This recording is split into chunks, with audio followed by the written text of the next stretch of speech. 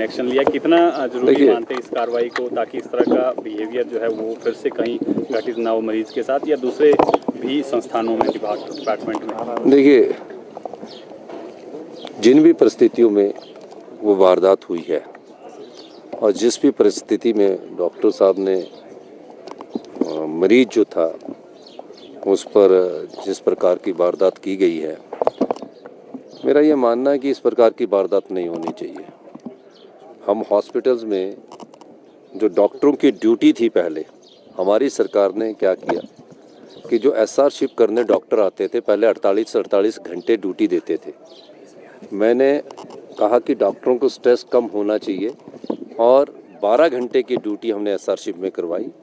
और SR shift का जो हम पहले स्टाइफंड देते थे, जो 65,000 से बढ़ाकर 1,30,000 किया, 1 लाख किया।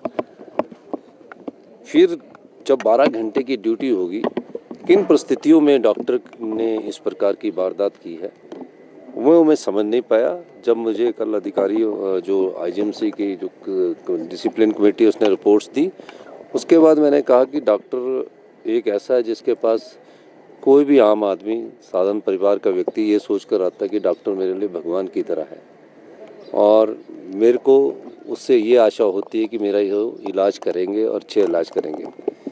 अब उस पेशेंट का जो मैंने उस रिपोर्ट्स में आया है, वो सिर्फ पल्मोनरी बेड के खाली बेड में था, जहाँ उसकी तबीयत किसी की पेशेंट की ख़राब होती तो ऐसे बैठ जाता है।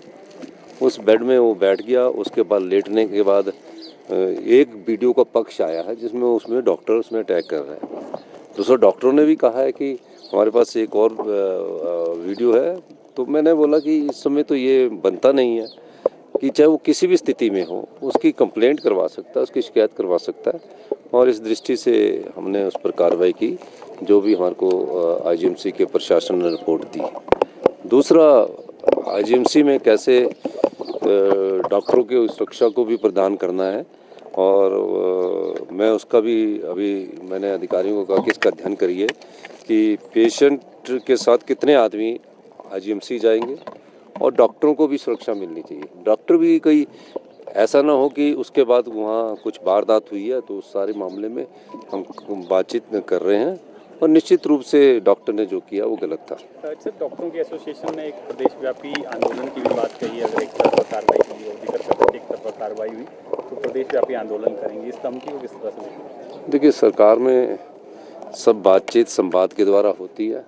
वो लोकतंत्र में अगर इस प्रकार की धमकी की बात नहीं है, वो उन्होंने कहा होगा, वो जो भी कहेंगे बात सुनी जाएगी, और सरकार ने इस पर कार्रवाई की है, ये फैसला है। धन्यवाद।